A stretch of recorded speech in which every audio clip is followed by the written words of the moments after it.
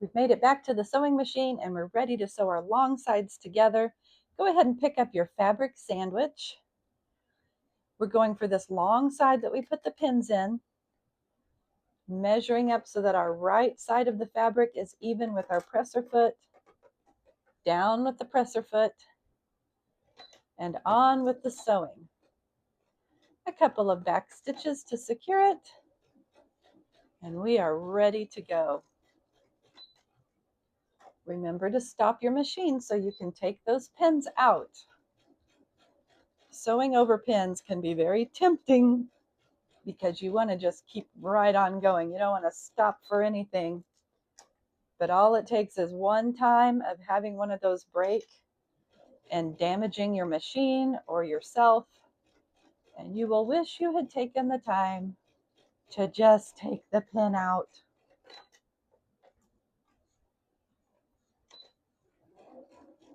Besides, we're not in a hurry, are we? There's no rush.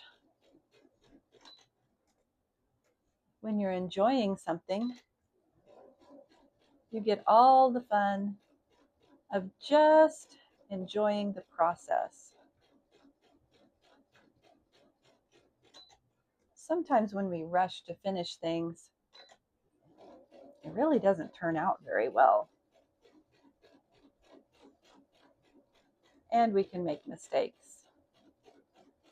At the very least, we missed out on just enjoying it and having some fun. And just like that, the whole long side of our bag is stitched. Now let's flip it over and do the other side.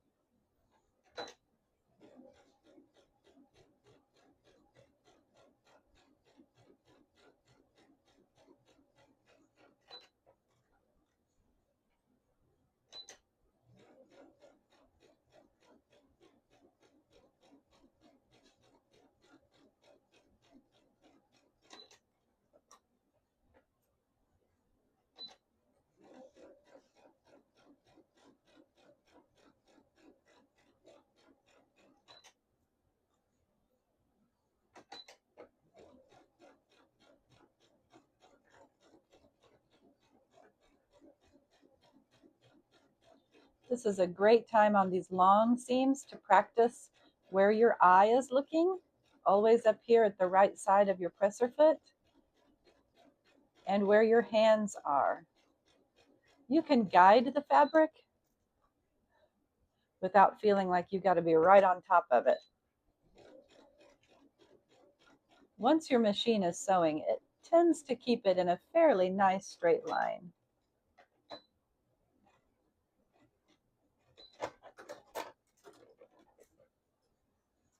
And there we have it. All of the sides are sewn. Now, one thing that we wanted to do was make an opening. You can do this by leaving a part that you don't sew, or you can sew a section and then pick out the stitches. Normally, I would just leave that part. I would just put a pin here and I would stop sewing here, and that would be the end of it. But I want you to have a little bit of practice using your seam ripper. So take your seam ripper, and every couple of stitches,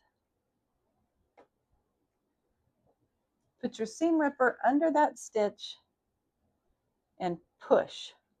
You're not pushing through the fabric, you're only pushing through that thread, and it's cutting the thread.